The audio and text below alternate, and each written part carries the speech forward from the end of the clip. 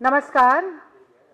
आज की प्रेस वार्ता में सभी मीडिया कर्मियों का मैं स्वागत करती हूं, अभिनंदन करती हूं, इस्तकबाल करती हूं। I welcome you all.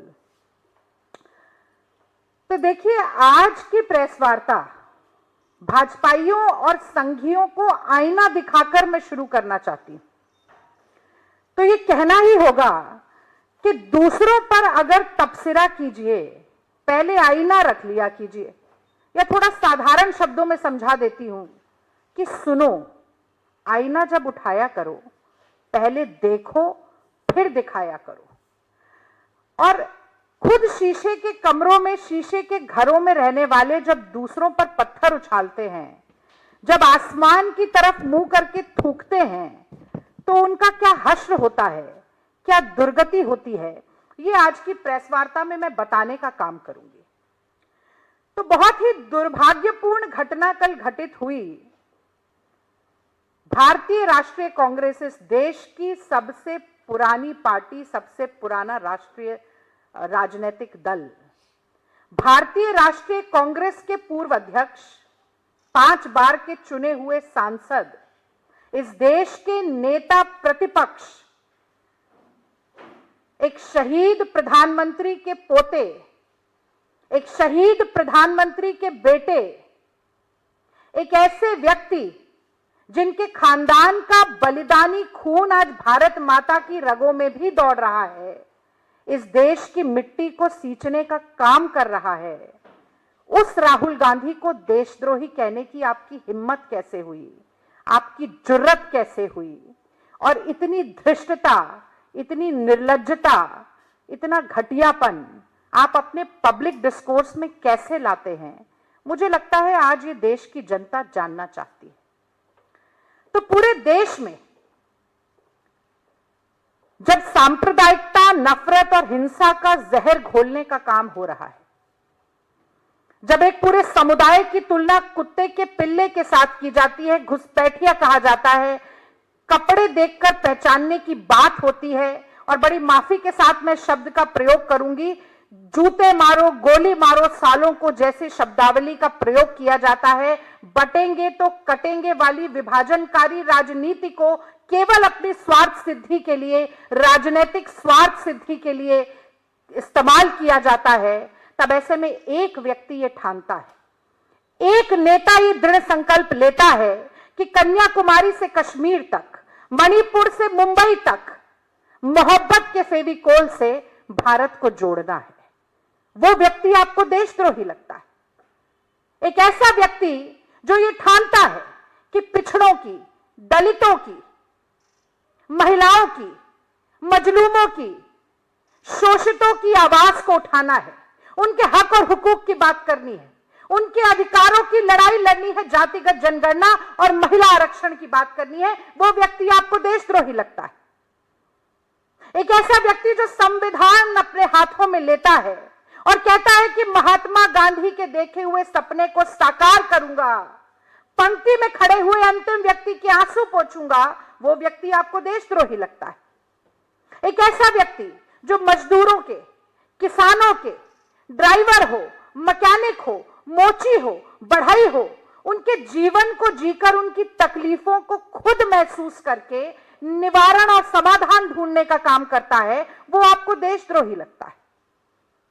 एक व्यक्ति जो इस देश की जनता, जिस पर स्वयंभू महामानव केवल अपने मन की बात थोपने का बीड़ा उठाए बैठे हैं, उस जनता जनार्दन के कंधे से कंधा, कदम से कदम मिलाकर चलता है, उनके आंसू पोंछने का, उनको ढांढस बंधाने का, उनके जख्मों पर मलहम लगाने का काम करता है, वो आपको देशद्रोही लगता है।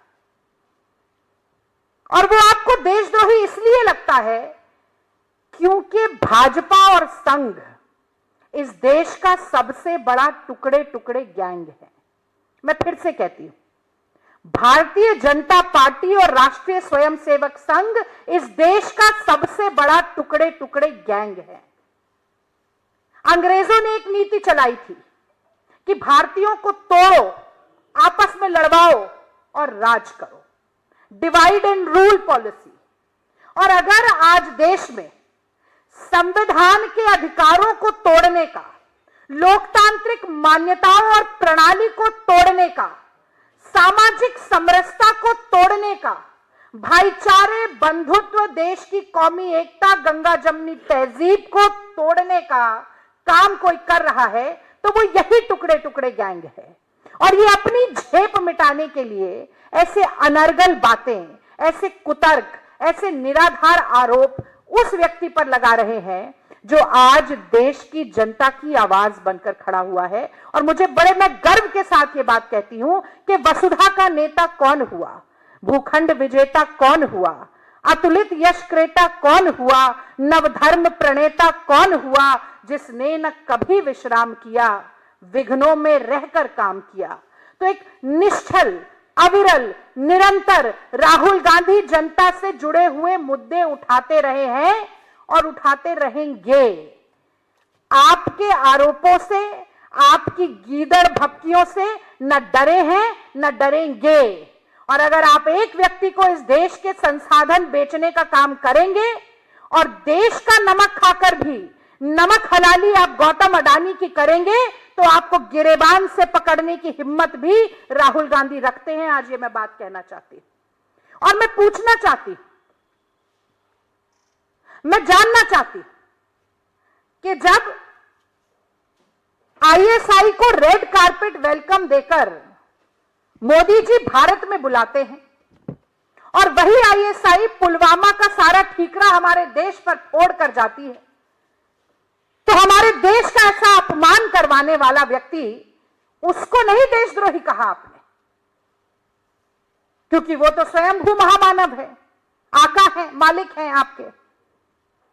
जब वही नरेंद्र मोदी चीन जाते हैं और कहते हैं कि पहले लोग भारतीय होने पर शर्म करते थे, दक्षिण कोरिया जाते हैं और कहते हैं कि भारत में लोगों को लगता था कि पिछले जन्मों के कोई पाप किए होंगे तब हिंदुस्तान में जन्म हुआ है, तो ये देशद्रोह की कैटेगरी में नहीं आता। जब बिन बुलाए नवाज शरीफ के जन्मदिन पर बिरयानी खाने जाते हैं और फिर पाकिस्तान लगातार हमारी सीमाओं पर प्रहार करता है, हमारे सैनिक शहीद होते हैं, देश को मुंह की खानी पड़ती है, तो ये देशद्रोह नहीं दिखाई देता आपको। जब शी जिनपिंग के साथ झूला झूलते हैं, गलबैया होते हैं और चीन के लगातार अतिक्रमण के बावजूद ना कोई घुसा है ना कोई घुसा था, चीन को क्लीन चिट देने का काम करते हैं, तो ये देशद्रोह नहीं होता है। ऐसी विरोधाभासी बातें करने वाले, ऐसा दोहरा चरित्र रखने वाले, ऐसा दोगलापन करने वाले, झूठे, फरेबी और पाखंडी भाजपाइयों और संघियों के आरोपों पर आज देश की जनता हंस रही है। अपने आप को हंसी का पात्र बनाने के अलावा आपने कुछ नहीं किया। अब थोड़ा आगे बढ़ते हैं, ये अंतरराष्ट्रीय साजिश पर भी जरा थोड़ी बातचीत जरूर होनी चाहिए। तो देखिए, बहुत ही कमाल की बात है कि ये अंतरराष्ट्रीय साजिश वाला जो जुमला है, ये घिस पिटकर इतना फटेहाल हो गया है कि काले स्याह अंधेरे में भी इसके आर पार की सच्चाई नजर आ जाती है। तो जैसे ही भाजपा की, मोदी सरकार की दुखती रग पर हाथ रख दो ना, दबा दो उसे, तो चीख में निकलता है अंतरराष्ट्रीय साजिश, अंतरराष्ट्रीय साजिश।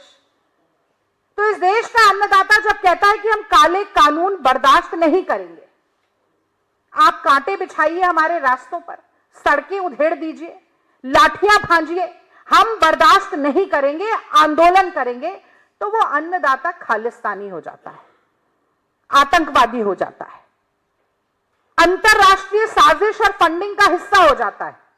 लेकिन कुछ समय बाद जिस पर ये आरोप लगा रहे थे अंतरराष्ट्रीय साजिश का हिस्सा होने का, उन्हीं की मांगों को मान भी लेते हैं। कमाल का दोगला चरित्र है।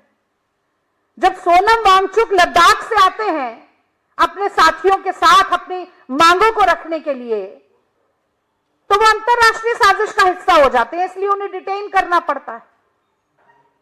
मणिपुर 1.5 साल से धधक रहा है, महिलाओं के साथ ऐसे जघन्य अपराध हो रहे हैं कि मुंह से बताए जाते, लोगों को जिंदा जलाया जा रहा है, मार काट मची हुई है, पर नरेंद्र मोदी नहीं जाते क्योंकि वो भी अंतरराष्ट्रीय साजिश का हिस्सा है। अगर महंगाई पे सवाल पूछ लो तो आप देशद्रोही हो। अगर नौजवान अपने अधिकारों के लिए रोजगार की मांग करते हुए और नो नॉर्मलाइजेशन की मांग करते हुए सड़कों पर उतरे हैं तो उनको लाठी मारी जाएगी क्योंकि वो भी साजिश का हिस्सा है।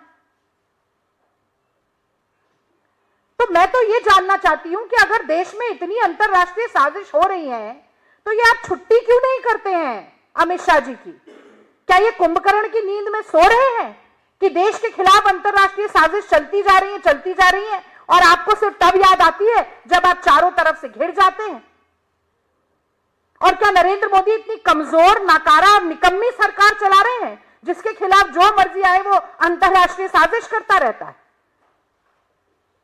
अगर इस देश में किसी ने अंतरराष्ट्रीय साजिश रची है तो उस व्यक्ति का नाम गौतम अडानी है, जिस पर $250 मिलियन की रिश्वतखोरी, घूसखोरी, हेराफेरी और जालसाजी का आरोप लगा है, जिसने न सिर्फ अमेरिका में बल्कि ऑस्ट्रेलिया में, बांग्लादेश में, कीनिया में, श्रीलंका में और स्विट्जरलैंड में भी भारत की छवि को धूमिल कराने का काम किया है। तो देश की ऐसी अवमानना आपको दिखाई नहीं देती, ये अंतरराष्ट्रीय साजिश दिखाई नहीं देती। और जैसा कि मैंने पहले कहा कि आज सड़क से लेकर संसद तक मोदी अडानी एक हैं, इसलिए सेफ हैं का नारा लग रहा है तो आपको मुंह छुपाने की जगह नहीं मिल रही है। ऐसा लगता है आपने देश का नमक नहीं खाया है, आपने गौतम अडानी का नमक खाया है और उसी नमक हलाली के चक्कर में आप देश के नेता प्रतिपक्ष पर अनर्गल आरोप लगाने का काम कर रहे हैं। और देशद्रोह जैसे गंभीर मसले का इतना सरलीकरण करके अडानी के गुलामों से प्रेस वार्ता करवा रहे हैं। इससे ज्यादा शर्मनाक और बात नहीं हो सकती कोई। अब दो बातें और मैं कहना चाहती हूं। भाई, अर्थव्यवस्था को कांग्रेस पार्टी अस्थिर करवाने का काम कर रही है। इससे ज्यादा हास्यास्पद आरोप मैंने तो अपने जीवन में सुना ही नहीं। अगर अर्थव्यवस्था को किसी ने अस्थिर किया है तो वो जुमलानॉमिक्स ने किया है, वो मोदीनॉमिक्स ने किया है। और कांग्रेस पार्टी ने क्या किया है ये भी मैं जनता के लिए जरूर बताना चाहती हूं। तो देखिए, जब नोटबंदी लागू की गई, जब गलत तरह से जीएसटी को लागू किया गया, तो पूर्व प्रधानमंत्री डॉक्टर मनमोहन सिंह ने चेताया था नरेंद्र मोदी जी को और कहा था कि अगर आप आगे बढ़ेंगे नोटबंदी के साथ तो जीडीपी 2% नीचे आके गिरेगी। और तब डॉक्टर मनमोहन सिंह जी का संसद के पटल पर उपहास उड़ाते हुए नरेंद्र मोदी जी ने कहा था कि लगता है पूर्व प्रधानमंत्री रेनकोट पहनकर नहाते हैं। अब कौन क्या पहनकर नहा रहा है और कौन किसको नहला रहा है ये तो सबके सामने। आज कोवैक्सीन आपको याद आ रही है। कोविड के दौरान राहुल गांधी जी ने भी चेताने का खूब काम किया, बहुत सलाह दी, मशवरे दिए, एक नहीं मानी, क्योंकि मोदी जी की आत्ममुग्धता इतनी विराट है कि उसके आगे उन्हें कुछ दिखाई ही नहीं देता है। तो कोवैक्सीन की आप बात करें जिसके आसपास भी बहुत कंट्रोवर्सी रही, कोई बात नहीं, करिए, पर यह भी बताइए कि भाभी जी के पापड़, कोरोनिल, गोबर, डार्क चॉकलेट, ताली और थाली, ये सब भी प्रचार में, प्रोपेगेंडा में आप ही लेकर आए थे। इन सब के द्वारा भी जनता को भ्रमित करने का काम आप ही ने किया था। 18 दिन में महाभारत का युद्ध खत्म होगा, 21 दिन हमें दे दीजिए। वो 21वां दिन जनता ढूंढती रह गई। मरघटों पर 24 घंटे लाशें जली थी। देश की जनता एक एक सांस के लिए तरस रही थी। गंगा और जमुना के पाट लाशों से पट गए थे। उसके बाद भी अगर ग्रामीण अर्थव्यवस्था को किसी ने बचाने का काम किया तो वो मनरेगा ने किया था। वो मनरेगा जो कांग्रेस पार्टी यूपीए सरकार लेकर आई थी और जिसको आपने कांग्रेस की विफलताओं का स्मारक बताया था। तो हमसे तो जितना हो सका हमने मदद करने की कोशिश की, लेकिन भैंस के आगे कितनी भी बीन बजा ले कि जीडीपी 5.4% पर क्यों आ गई। आज जब आपसे पूछा जा रहा है कि ना ग्रोथ है ना जॉब है, ऐसी परिस्थिति क्यों है।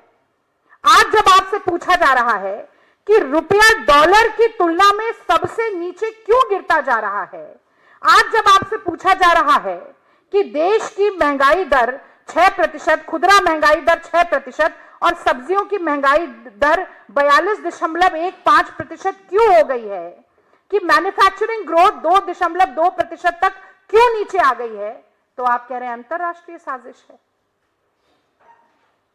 आप कितना भी ठीकरा फोड़ने की कोशिश करें किसी भी अंतरराष्ट्रीय एजेंसी पर, किसी भी संगठन का, किसी भी प्रोजेक्ट का नाम आप लेना चाहें, लेकिन पहली जिम्मेदारी अर्थव्यवस्था को सुदृढ़ करने की नरेंद्र मोदी जी और निर्मला सीतारमण जी आपकी है। विपक्ष के नाते हमने बहुत साथ दिया, लेकिन लोकतंत्र की मजबूती प्रश्न पूछने से होती है, और हम प्रश्न पूछेंगे, आपको कटघरे में भी खड़ा करेंगे। अब संसद को नहीं चलने दे रहे हैं, संसद में डिसरप्शन होता है, वो भी अंतरराष्ट्रीय साजिश है। तो मैं जानना चाहती हूं कि जब अरुण जेटली जी ने कहा था, और मैं कोट करती हूं, parliamentary obstruction is not undemocratic, it is a legitimate strategy, unquote. तो अरुण जेटली जी भी किसी अंतरराष्ट्रीय साजिश को ही अंजाम दे रहे होंगे। जब सुषमा स्वराज जी ने कहा था, मैं फिर कोट करती हूं, not allowing parliament to function is a form of democracy like any other, unquote, तो वो भी शायद सुषमा जी भी किसी अंतरराष्ट्रीय साजिश को अंजाम दे रही होंगी। भाई 10 साल की प्रचंड बहुमत की सरकार चलाने के बाद भी नरेंद्र मोदी जी को आज तक ये बात समझ में नहीं आई कि संसद को चलाने का पहला उत्तरदायित्व सत्ताधारी दल का होता है। और अगर विपक्ष उनसे कहता है कि अडानी स्कैम पर बात कीजिए, महंगाई पर बात कीजिए, गिरती हुई जीडीपी पर बात कीजिए, महिलाओं की सुरक्षा पर बात कीजिए, रुपये पर बात कीजिए, संभल पर बात कीजिए, तो हाउस को आप एडजर्न कर देते हैं। पहले 5 दिनों में संसद कैसे चली? Lok Sabha 61 minute, Rajya Sabha 89 minute. House आप एडजर्न करें, डिबेट आप होने ना दें, लोकतंत्र के मंदिर पर ताला आप लगाएं, विपक्ष लोकतंत्र के प्रांगण में खड़ा होकर नारेबाजी भी अगर करे तो आप कहते हैं कि हम लोकसभा को चलने नहीं देते, और अपने ही नेताओं के जो वक्तव्य हैं उनसे पल्ला झाड़ने का काम करते हैं। तो मुझे लगता है कि आरोप लगाना बहुत आसान है, और निराधार आरोप लगाना उससे भी ज्यादा आसान है, क्योंकि मनोहर कहानियां गढ़ने में और जुबान हिलाने में टैक्स थोड़ी लगता है, कुछ भी बोल जाइए। लेकिन गंभीरता के साथ राजधर्म का पालन करना कितना मुश्किल है मोदी जी, ये तो अटल बिहारी वाजपेयी जी ने भी आपको सिखाया था, और मुझे लगता है इतने साल बीत जाने के बाद भी आप सीख नहीं पाए। और बस अंतिम बात मैं ये कहूंगी कि जिनके डीएनए में ही देशद्रोह हो, और मैं उन लोगों की बात कर रही हूं जिनके पुरखे अंग्रेजों को माफीनामे लिखते थे नाक रगड़ के अपने, जो अंग्रेजों की पेंशन पर जीते थे अंग्रेजों के मुखबिर बनके, जिनके पुरखों ने संविधान को कभी अपनाया ही नहीं। बाबा साहब अंबेडकर के संविधान को वो चाहते थे कि जलाया जाए, और मनुष्य जलाया जाए ही नहीं, जलाते थे।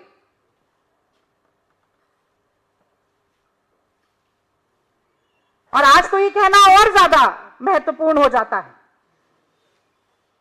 बाबा साहब अंबेडकर को याद करना और ज्यादा महत्वपूर्ण हो जाता है, क्योंकि आज महापरिनिर्वाण दिवस है। मैं नमन करती हूं संविधान के रचयिता को। तो बाबा साहब अंबेडकर वहां संविधान लिखते हैं, यहां ये रामलीला ग्राउंड में उसकी प्रतियां जलाते हैं, और कहते हैं कि मनुस्मृति को संविधान बनाया जाए। और आज तक भी 400 सीट आएंगी तो संविधान बदल देंगे। मोहन भागवत कहते रहते हैं संविधान की समीक्षा करिए, समीक्षा करिए। संवैधानिक अधिकारों का लगातार क्षरण आप कर रहे हैं, तो आपके पुरखों ने जो किया वो आप भी आगे बढ़ा रहे हैं। और इन्हीं के पुरखे जो संघी थे, उन्होंने अपने दफ्तर में 52 साल तक तिरंगा नहीं फहराया, इतना अपमान किया तिरंगे का। तो ये नस्ल ही देशद्रोहियों की नस्ल है, जिनके डीएनए में ही देशद्रोह हो, वो दूसरों को क्या आरोप लगाएंगे कि अगर कोई देशद्रोही टुकड़े टुकड़े गैंग है तो वो भाजपा और आरएसएस है। और अंत में मैं बस इतना ही कहूंगी कि आप चाहे कितना भी आसमान की तरफ मुंह करके थूकते रहिए, आप ही का मुंह गंदा होने वाला है। बहुत बहुत धन्यवाद। अगर कोई सवाल है तो मैं जरूर उसका जवाब देना चाहूंगी। रागिनी जी, कांग्रेस ने कल पूरे हाउस को एडजर्न किया, शोर-शराबा भी हुआ लोकसभा में, तो आज आप लोगों की क्या स्ट्रैटेजी रहेगी? क्योंकि कल आप लोगों ने डिमांड किया था कि निशिकांत दुबे और संबित पात्रा माफी मांगे अपने बयान को लेकर।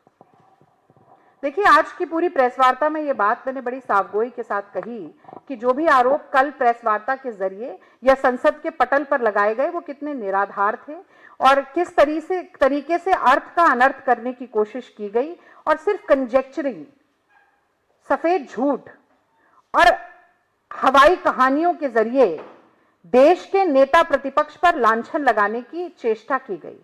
जो कल की मांग है वो हम आज भी दोहराते हैं, पर जिस तरह से एक तानाशाही का रवैया चल रहा है, विपक्ष की आवाज को, विपक्ष के विरोध के स्वर को हलक में ही घोटने की साजिश चल रही है, मुझे नहीं लगता कि हमारी मांग इतनी आसानी से पूरी हो जाएंगी।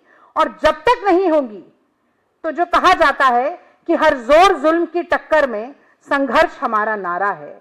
और हाँ, कांग्रेस पार्टी संघर्षरत रही है, न सिर्फ अपने नेताओं की, अपनी पार्टी की प्रतिष्ठा के लिए, बल्कि जनता जनार्दन के अधिकारों और हक और हुकूक के लिए।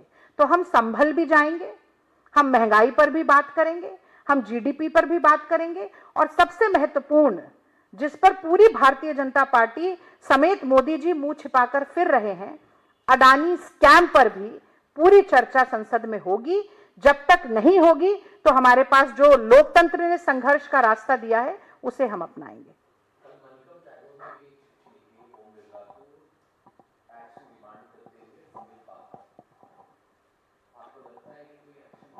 देखिए, मुझे लगता है कि ओम बिरला जी को कांग्रेस पार्टी के सांसद, कांग्रेस पार्टी का शीर्ष नेतृत्व जो अनुरोध कर रहा है उसे गंभीरता से लेना चाहिए और उन्हें दलगत राजनीति से ऊपर उठकर ये निर्णय लेने चाहिए। मुझे ये भी लगता है कि जिस तरह से ये कहा गया कि देश के नेता प्रतिपक्ष को देशद्रोही कहने में मुझे जरा भी झिझक नहीं है क्योंकि मैं एक भारतीय हूं, मुझे लगता है ये निर्लज्जता की पराकाष्ठा है, ये ओछी राजनीति की पराकाष्ठा है और ये राजनीतिक डिस्कोर्स को गटर लेवल में ले जाने की जो एक चेष्टा भारतीय जनता पार्टी कर रही है, उसे कांग्रेस कभी भी पूरा होने नहीं देगी। मैं भी आज इस बात को दोहराती हूं कि सख्त से सख्त कार्रवाई होनी चाहिए निशिकांत दुबे जी पर भी और संबित पात्रा जी पर भी। मुझे लगता है कि कहीं ना कहीं बुद्धि जो उनकी निलंबित हो गई है उसको वापस लाने का काम स्वयं संबित पात्रा जी को भी करना चाहिए, क्योंकि कहना बहुत आसान है। मैं भी एक हेनरी किसिंजर के साथ मोदी जी की तमाम फोटो हैं उनको लहरा कर दिखा सकती हूँ कि 1971 के समय में जो भारत के खिलाफ सबसे बड़ी साजिश रचने वाले राजनायक हेनरी किसिंजर के साथ भी मोदी जी गलबैया हो रहे थे। लेकिन देशद्रोह जैसे शब्द का इस्तेमाल भी गंभीरता के साथ होना चाहिए, सोच समझकर होना चाहिए और एक ऐसे व्यक्ति के लिए जिसकी पूरी लेगेसी ही सैक्रिफाइस की रही हो, बलिदान की रही हो, जिसने हर वक्त देश की जनता के मुद्दों को हाशिए से राजनीति की मुख्यधारा में लाने का काम किया हो, उसका इस तरीके का अपमान कांग्रेस पार्टी बिल्कुल बर्दाश्त नहीं करेगी। मुझे भी आज ये कहने में कोई झिझक नहीं है कि असल में भारतीय जनता पार्टी और राष्ट्रीय स्वयंसेवक संघ के डीएनए में ही देशद्रोह है, वही टुकड़े टुकड़े गैंग हैं इस देश के। और इसीलिए वो कहा जाता है ना, जाकी रही भावना जैसी, तिह मूरत प्रभु की देखी तिन तैसी।